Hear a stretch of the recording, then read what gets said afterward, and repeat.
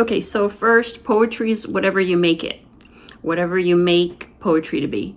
So it could be you writing, there's all different types of poetry. So if you've ever taken a poetry class in high school or in college or just community college,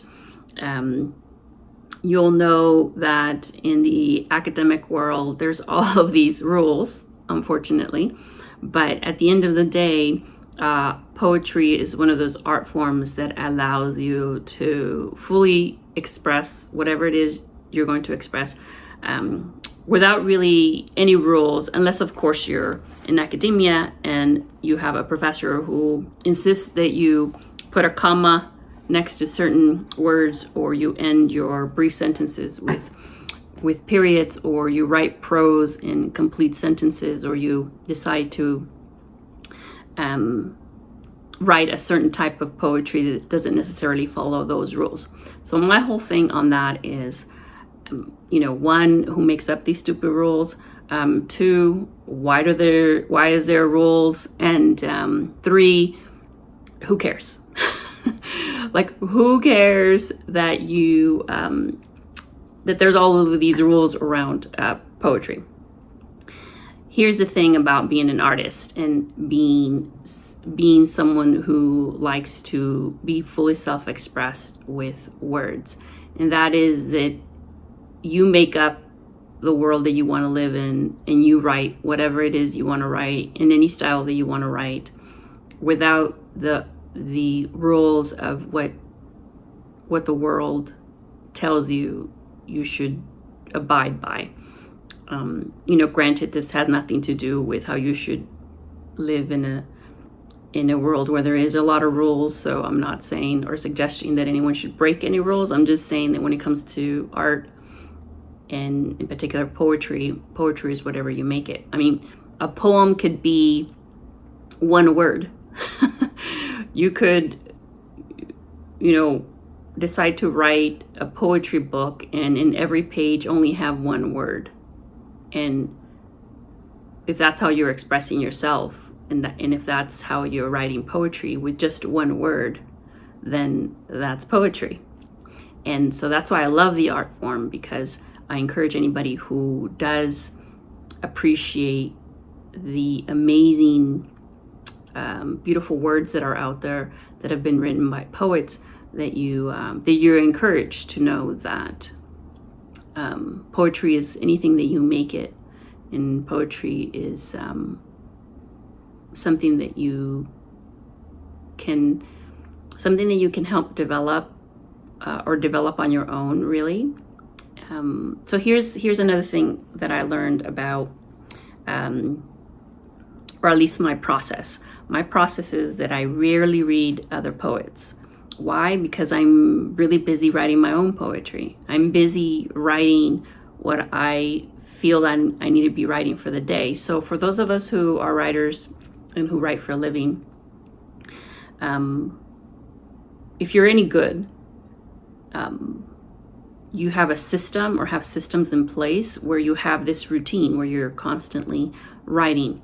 If it's writing because you get paid, or you're writing books for other people, or you're ghostwriting, or you are writing because it's just part of the way that you live life, then there's a system. So I hope that you have a system in place when you are writing poetry, because it's really important. So for me, I don't necessarily read other poets, although I have some favorites, and I have some favorite poems that I constantly read, because I just love reading certain words in the way that they were written and by whom they were written by. And I also am very interested in who the poet is. I want to know if the poet who wrote the book is a man or a woman, or struggled during their time of writing this poetry, because there's different poets that write for different reasons. So I write because I'm fascinated by the emotions that are inside of me, and how I perceive the world, and why it is that I am am somebody who completely thinks out of the box and who is not traditional and who is a total maverick when it comes to following rules, especially when it comes to writing and other things and other other areas in my life. I always wondered why I'm not like everybody else in that sense, where I tend to question everything. I question why people have to live a square life when we can live a round life. Or I question why some people do the same thing over and over and over again, and it isn't obvious to them that, you know, if they want to change or if they want to shift something, they can't keep doing the same thing over and over again. Like I have these like crazy questions in my mind about things like that, which these questions draw me to write about the things that I observe. Okay, so what poetry is for me, that is why I write poetry, because it's all inclusive, right? It's a part of my personality, it's part of the way I live life, it's part of my routine, it's part of how I do life. And it's not something that I do separate from life. It's not something that it's not like I work all day and then at night I sit down and I get my journal and I write. I literally write poetry while I am in the middle of things, because I always make sure that I have something handy to write in. So going to the second thing is, master your art and have tools. This is where I write all my poetry in. I always get like a really generic black spiral, because they're easier to open and they're really easy to write in. And so I have a lot of these, and a lot of times I have like loose papers in them. And I just licked my finger. That's so gross.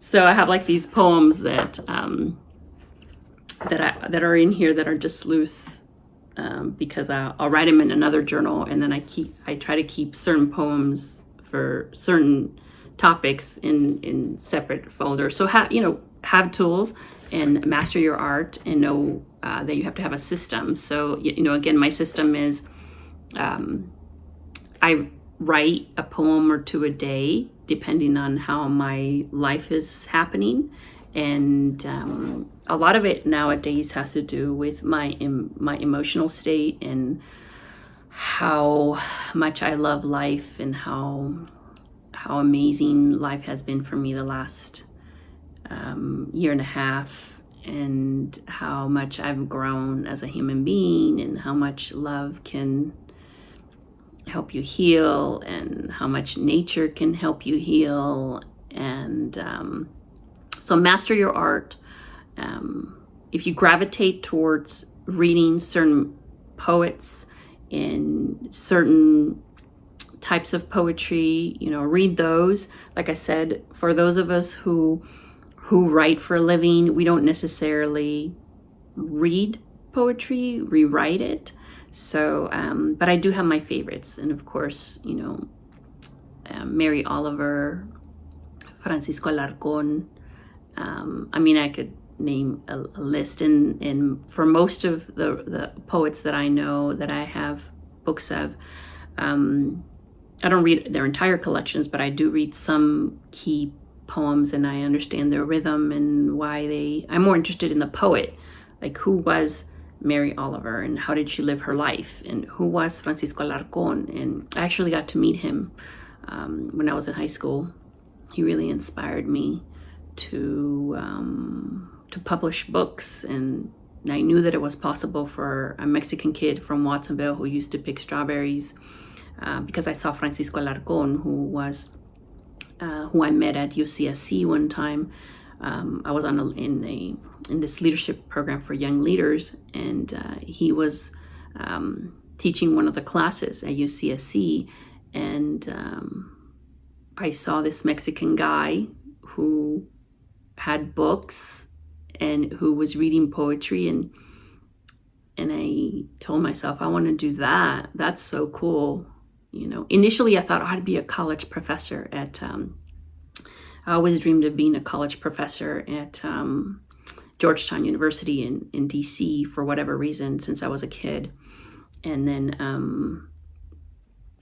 life happens, and then shifts happen. And so here I am.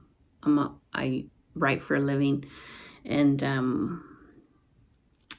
poetry at that, which is so cool, totally cool. But anyways, so that's the second thing. And the third thing is make it fun, because life is messy.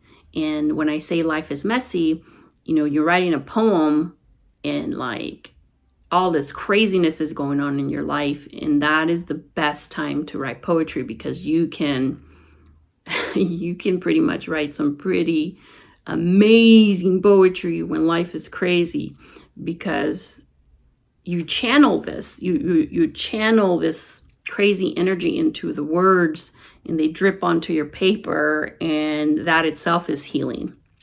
It's an art form, and all art is healing. All the art that we do, whether you paint or whether you dance, which dancing is amazing. I have a friend of mine who I'm helping publish, and she's a dancer, and she's writing her memoir, and she's doing a workbook, and her art form is dance. And like, I just see how healing it is every time she's on stage, or you see how she performs. And it's such a beautiful art form. We all have our thing. So whatever your thing is, whether it's at dance or, an artist doing pastels, or if your art form is acrylic or oils, or in my case, it's poetry, and this beautiful art form of words that sometimes make sense and sometimes don't make sense, because that's how life is. Sometimes it totally makes sense, and sometimes life is crap and it doesn't make any sense, and you wonder why the heck you're even writing. And then after you read a piece, then you realize that that's why you write, because the words needed to come out of you. The words needed to come and embrace the paper, in order for them not to get stuck in your spirit, in order for them not to continue to cut you. And that's how you heal. So whatever your form is, whatever your form of art is, I congratulate you. This is the 3 things that I wanted to share about poetry. One, again, recap. One is, poetry can be anything that you make it. It can even be one word on one page. That's poetry. 2 is master your art, have a system, whether it's, having something like this, or some, I know a lot of women have these really cool, colorful journals, and they write for hours and hours. I'm very practical. Most of my journals are black, and I still write with pencil sometimes, most of the time. And I keep it very simple, because I know that if I sit down at the kitchen table, I am going to write something, and it's going to be badass, and it's going to be amazing, and the words are going to like totally change the world. That's how I think. So, and then 3 is make it fun, because life is messy, and whatever your art form is, make it fun, okay? I want to share one poem with you, and I want to share how I wrote it. And so this poem is on page 51, of course, from the hardcover, because there's 2 versions of this book. There's the hardcover, and then there is the extended version, which has a bunch of other poems that didn't make the first cut. But so this one poem is called, and this is my favorite poem out of all of the poems, because of this reason. Okay, so the poem is called Come Find Me, and I wrote it at the kitchen table. I'm sitting at my kitchen table now, and right in front of me is a window. You can kind of see it in my glasses. If you look in my glasses, you can see it's this huge window with these beautiful trees outside. And so I'm sitting here in the morning while I'm having my breakfast with the kids, and I'm thinking, you know, okay, I have my journal, and of course I'm writing my poetry in the morning, having breakfast with my kids, and I was just thinking about, you know, the special someone, and I thought, so here's the thing. What makes, I think, a really great poem is when you can describe what's going on around you and what's going on inside of you. So this poem expresses what was going on around me and what was going on inside of me. And I think that's what makes it an absolutely badass poem, because not only is this my favorite poem in the book, but also it's like the #1 YouTube song, because all these poems are made into songs. The #1 song / poem on YouTube with like over 10,000 views. And I believe it's because of the words that were used, okay? So let me read it to you real quick, and then I will describe, and then I'll tell you why I think it's badass. So the poem says, come find me behind a book. When you look right inside the morning breeze. And when I was writing this poem, it was in the morning. Come find me at the kitchen table with yellowish golden light bouncing, reflecting, shimmering glass. Come find me with all my protective armor, awaiting to be conquered in battle, completely naked and in love. What? Okay. Come find me inside the hymns of buzzing bees, inside the silence of rocks, whispering to you where the wind knows our song between trees, chattering, conversing and in love, sheltering me while I wait for you. Come find me behind a flower, the kind that sit in my body, the kind that sings with aromas angelic and blue. Come find me in the ripples in the lake without any stones or kids at play. Come find me inside pencil sharpeners, coloring books, and glittery stickers. Come find me where the stars collide and black holes swallow us up, where galaxies are no more, when the end of time is over, when God shows her face right in the middle of her chest. There I will be waiting for you. Come find me. Okay, so this is this beautiful song that everything that I wrote here is true. Like, I was sitting at the kitchen table, and when I was writing this, I saw yellowish golden light bouncing, reflecting in the shimmering glass. Like, it was right there when I was having breakfast, it was right there in the shimmering glass, because the window was shining on this glass, and it was shimmering, right? And it says, come find me with all my protective armor, awaiting to be conquered, completely naked and in love, which is the emotion that I was feeling at the moment. Like, wouldn't it be amazing if I had this person in front of me right now? Wow. And like, you just dig deep as a poet. You dig deep. Although I didn't need to dig that deep, because it's like I feel it, right? And then I say, come find me inside the hymns of buzzing bees. As I was thinking, I go out in nature a lot, usually in the morning when it's not so hot. And I witness all of this beautiful nature. And I was thinking of the sounds, right? So first I was looking at the shimmering glass, and then I started thinking about the sounds that nature makes. And then I write inside the silence of rocks, because when I'm out in nature, everything is silent inside of me.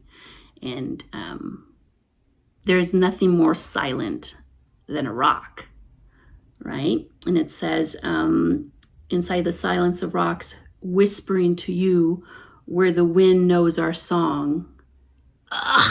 Okay, so between trees chattering. So I do believe in the science showcases this, that trees do communicate and plants communicate, and so that we have a way to measure that now. And so when I was writing this, I was thinking about that. When I'm out in nature and these trees are talking to each other and they're chattering, right? And they're conversing. And then I say conversing and in love, sheltering me while I wait for you. So I've always felt like this when I go out to the park, there's like this, the trees are like these protectors. The trees are like these giants that protect me. And I do feel that way, as cheesy as that sounds like. And so this is what this is about. This is why I wrote this.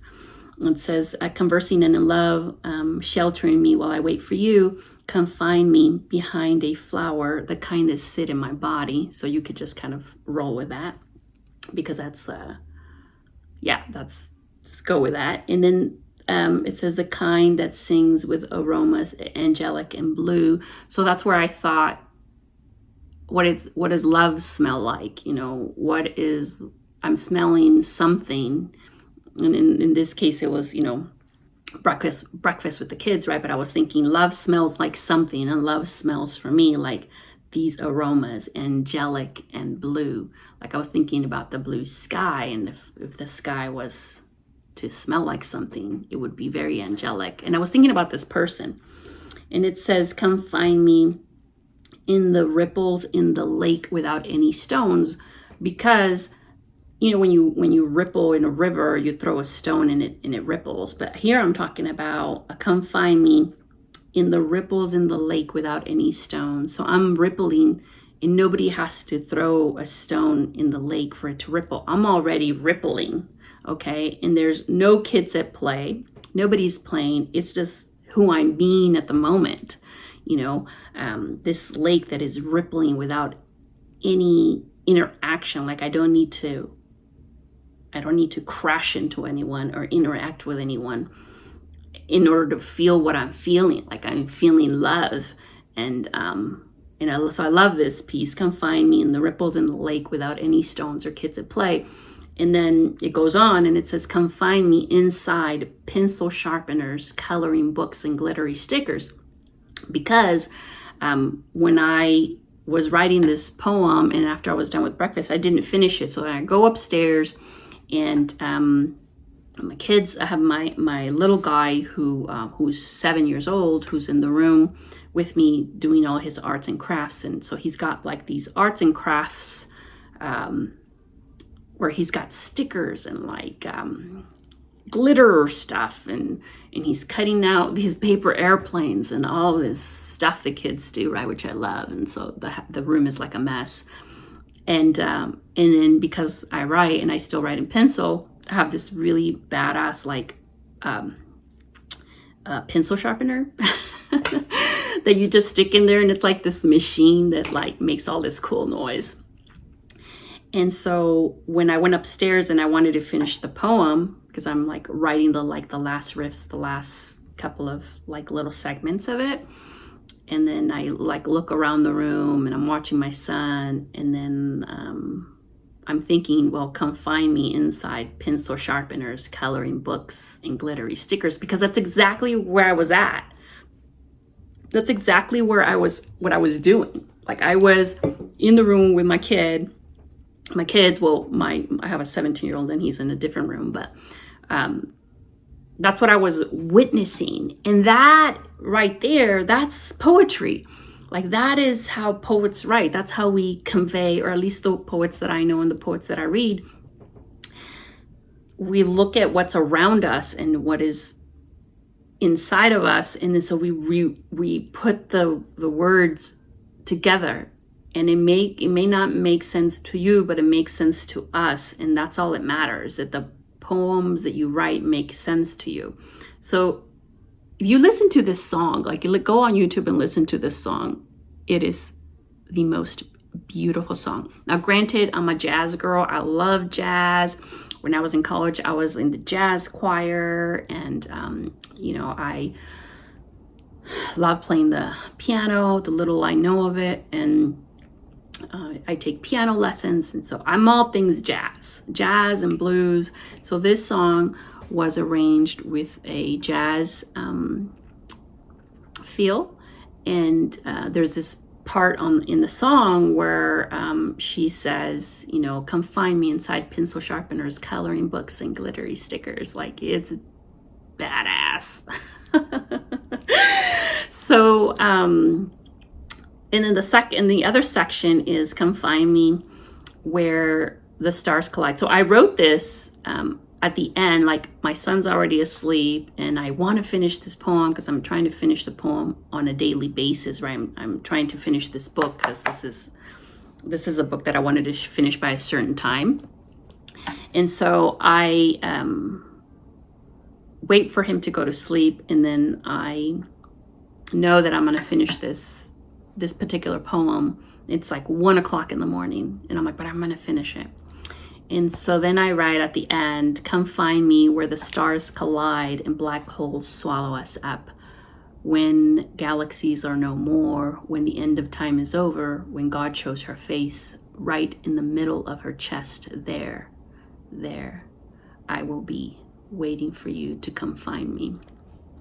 And that's how I end the poem, because my son was already asleep and I'm looking out the window and I'm looking at this black sky with all of these stars and just thinking how blessed I am to be able to witness the celestial beauty, you know, like, so that's why I wrote this, because I was in it. I was in this sky and I was thinking, you know, come find me when God shows her face right in the middle of her chest. And I'm really talking about me, right? There I will be, come find me. So this, my friends, is my favorite poem out of this book, this hard work. And I hope that you love it too. I hope that you got something out of these three ideas, tips, whatever you want to call them. And I hope that you have your art form, whatever that may be. And check out the songs. You just go to this QR code right here. I'll put it on the screen. Just go to the QR code right there, and then it'll take you to the playlist and check out this song of my favorite poem out of this book. And comment below. Let me know if this was helpful, if this was fun. Would love to hear your comments. I do try to respond to every comment, so would love to hear from you. If you're a poet too, let me know. If you have work, if you have books, let me know. Check out my channel. I have a lot of different types of content, and I hope to hear from you. Thanks. Won't find me behind a book when you look right inside the morning breeze. Come find me at the kitchen table with yellowish golden light bouncing, reflecting, shimmering glass. Come find me with all my protected armor awaiting to be conquered, battle completely, naked and in love. Come find me inside the hymns of buzzing bees, inside the silence of rocks, whispering to you where the wind knows our song, between trees chattering, conversing and in love, sheltering me while I wait for you. Come find me behind the flower, the kind that sit in my body, the kind that sings with aromas angelic and blue. Come find me in the ripples in the lake, without any stones or kids at play. Come find me inside pencil sharpness, coloring books and glittery stickers. Come find me when the stars collide and black holes swallow us up, and galaxies are no more, when the end of time is God shows her face right in the middle of her chest. There I will be waiting for you to come find me when the stars collide and black holes swallow us up and galaxies are no more. When the end of time is over, God shows her face right in the middle of her chest. There I'll be waiting for you to come find me. Come find me when the stars collide and black holes swallow us up and galaxies are no more. When the end of time is over, God shows her face right in the middle of her chest. There I'll be waiting for you to come find me. Won't find me behind a book when you look right inside the morning breeze. Come find me at